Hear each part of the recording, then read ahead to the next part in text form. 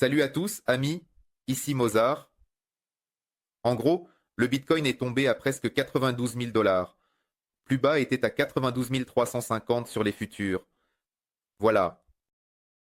Dans l'ensemble, tout se passe comme prévu. Bien, rappelez-vous, je vous ai dit hier qu'il irait soit vers le haut, soit vers le bas. Eh bien, il est descendu. Par conséquent, on peut considérer cela comme un succès. J'ai deviné pour ainsi dire. Donc, le Bitcoin a été racheté à mon ordre limite à 95 155. Le point d'annulation est à 87 145. Et Solana a également été racheté à mon ordre limite. Elle se trouve maintenant près du point d'entrée. Tous ces signaux sont disponibles et je les partage sur mon canal Telegram. Et si vous voulez voir plus de ces signaux avec des points d'entrée et de sortie, il y a beaucoup d'idées qui vont monter ou descendre. Abonnez-vous à mon canal Telegram. Le lien se trouve dans la description sous cette vidéo. Maintenant, voyons si cette chute, déjà survenue, est suffisante ou s'il y a encore de la place pour descendre. Pour cela, il faut probablement regarder jusqu'à un niveau peu attrayant. Il n'y a pas beaucoup de sens. Mieux vaut passer au graphique de 4 heures. Graphique de 4 heures, c'est-à-dire que hier, j'ai dit que si nous restons en dessous de ce niveau, nous irons au niveau suivant pour retirer la liquidité ici, ici et peut-être ici. Nous sommes stabilisés. Allons retirer la liquidité la plus proche. Retirer. Maintenant, la question reste de savoir le poids du suivant. Les deux prochains blocs de liquidité. Celui-ci au niveau d'environ 91 200 $. Eh bien, ces deux blocs sont à 89. La probabilité de clôturer le retrait de cette liquidité est maintenant plus élevée. Celle-ci est plus faible. On retire plus souvent les 2-3 barres les plus proches, c'est-à-dire 1, 2, 3 lors des corrections des super tendances, puis ça se tourne. C'est-à-dire qu'il est raisonnable de retirer la liquidité ici à 91 200 environ, et ensuite de se retourner vers le haut, et de plus, nous avons sur l'heure une sorte de convergence qui se dessine, donc une divergence haussière. Appelez-la comme vous voulez. Sur le graphique de 4 heures, nous avons franchi la moyenne mobile de 50, franchi celle de 30, et nous nous dirigeons vers celle de 100. Si nous regardons une situation similaire, par exemple, à la façon dont le Bitcoin s'est comporté en mars après la première vague de pump, ce n'était pas mars, c'était encore février. C'est la première vague de pump après une longue consolidation. C'est-à-dire que nous sommes partis, avons franchi la moyenne mobile de 50, avons touché celle de 100 et avons commencé à atteindre de nouveaux sommets. Lors de la première vague de pump, si nous parlons directement des nouvelles, les premières annonces concernant l'approbation du Bitcoin ETF étaient en principe les mêmes. En principe, les corrections étaient toutes limitées au test de la moyenne mobile de 50 ou de 100. Je rappelle que je regarde le graphique de 4 heures.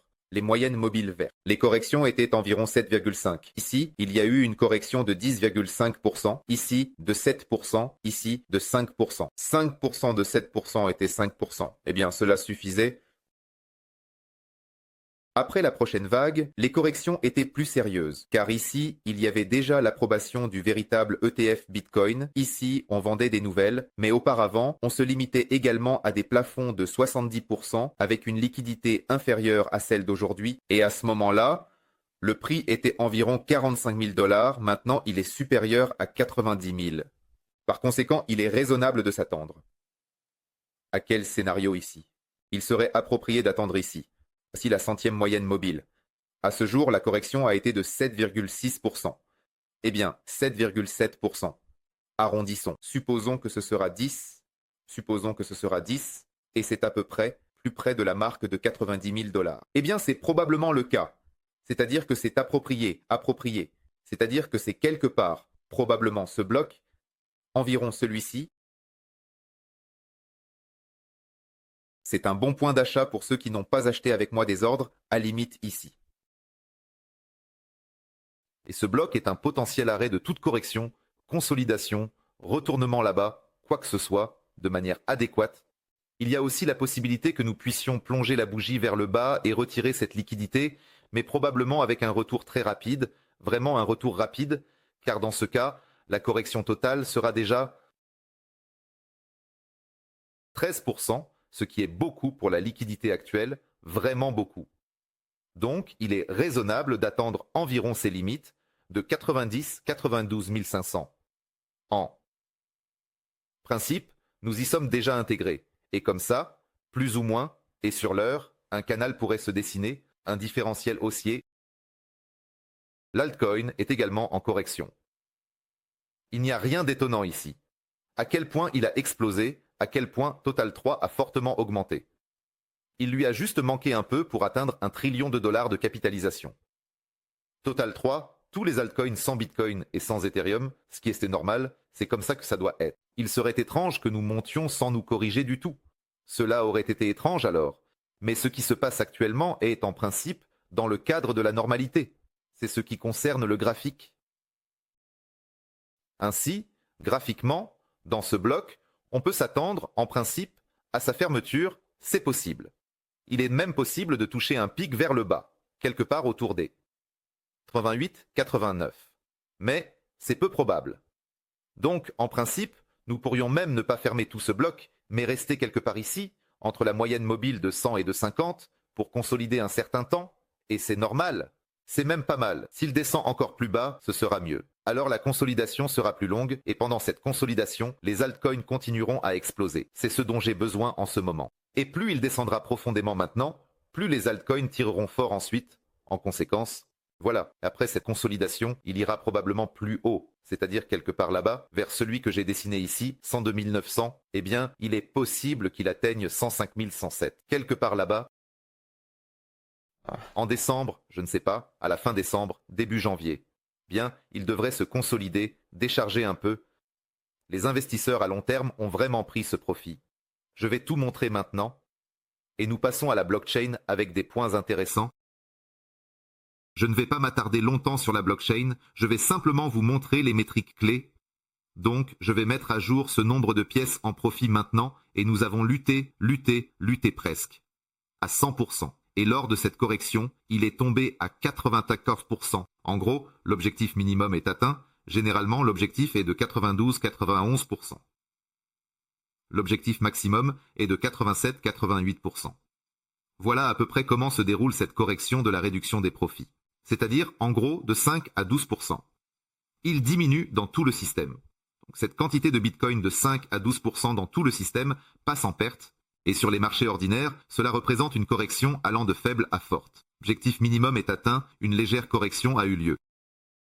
Ensuite, concernant les liquidations, donc ici, oui, c'est maintenant plus important qu'hier, quand j'ai enregistré la vidéo, 46 millions de dollars à l'heure actuelle, d'argent net sur la base des 24 heures en cours, multiplié par le levier moyen dans le système, disons que c'est le 10e levier, je ne vais pas vérifier, environ un demi-milliard de dollars. C'est déjà plus, mais pas de manière critique, c'est-à-dire que même le 13 novembre, il y avait plus d'un demi-milliard de liquidations lors d'une correction quelconque.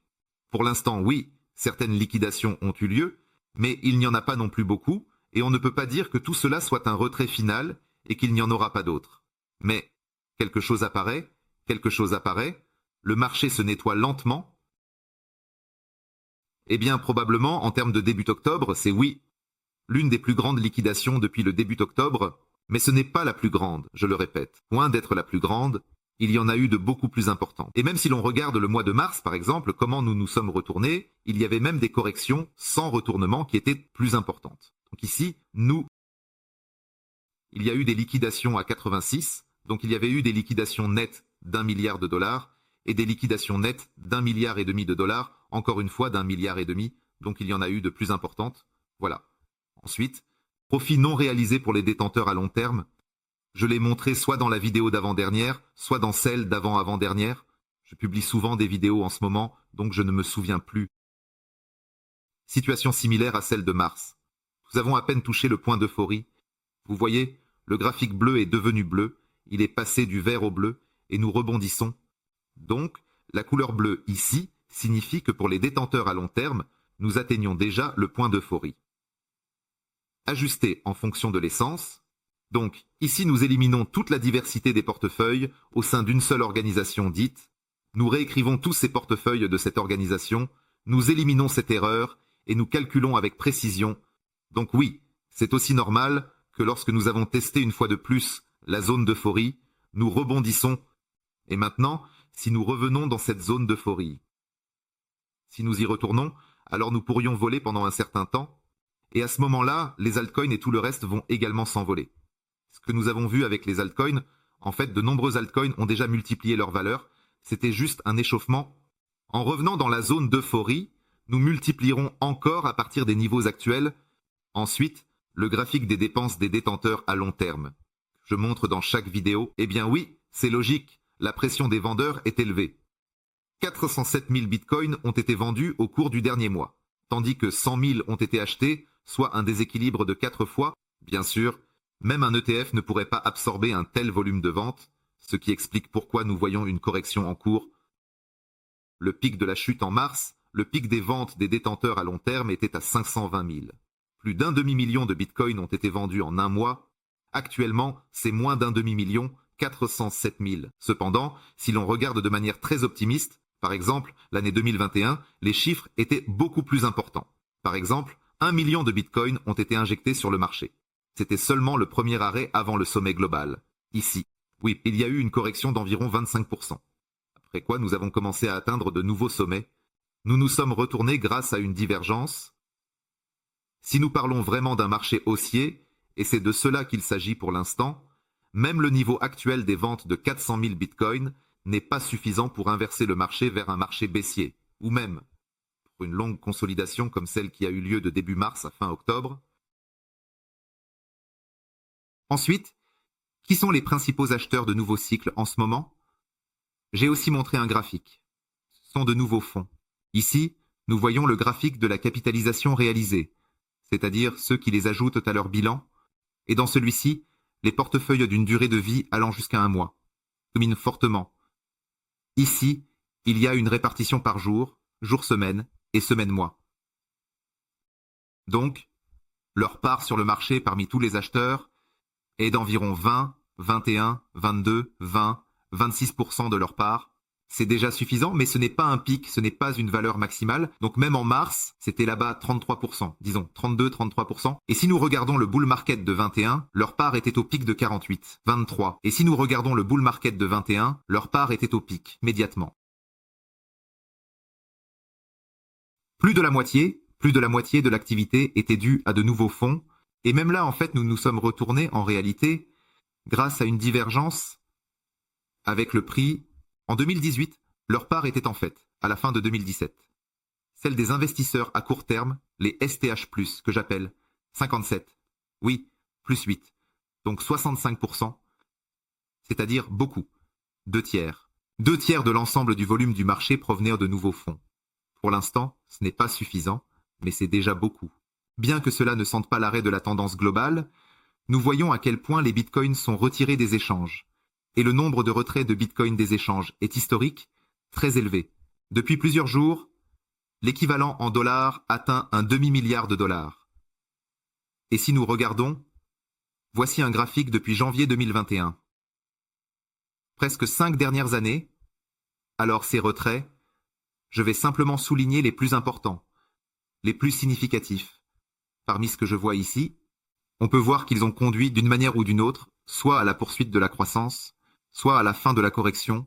Par exemple, ici, la correction a été terminée, ici, un retournement global, un changement de tendance de baissière à haussière, ensuite ici, une confirmation supplémentaire, ici, la correction a été terminée, nous avons rebondi vers le haut, ici, une correction locale a été terminée, nous avons rebondi vers le haut, même si ce n'était pas beaucoup, mais nous avons rebondi. Donc ici, seulement ici, nous sommes descendus à cause de ces retraits. Je ne me souviens plus de ce qui s'est passé, je pense qu'en mai 2024, il s'est passé quelque chose. Après les nouvelles concernant le spot, oui, l'ETF sur l'Ether, MTGOX est apparu, qui a commencé à vendre sur le marché, et donc ces retraits n'ont pas sauvé la situation. Et maintenant, en principe, la situation est très similaire.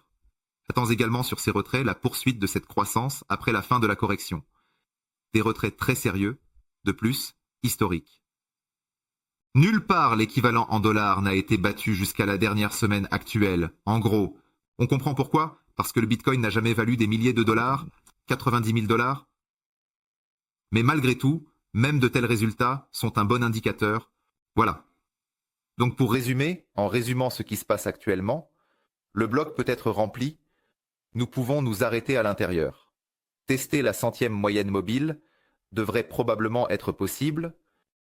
Il est également possible de toucher 80,29,88 avec un pic, mais ce n'est pas très probable, bien que cela soit possible. Dans cette zone, j'attends un arrêt maintenant, techniquement. Plus ça descend, mieux c'est pour les altcoins, puis la consolidation des altcoins monte, et ensuite le Bitcoin suit. Voilà la situation, je répète. Cela ne ressemble pas à un retournement vers un grand marché baissier en ce moment, et cela ne ressemble même pas à un énorme mouvement latéral comme celui de début mars à fin octobre 2024. Merci à tous pour votre attention, c'était Mozart, et à bientôt.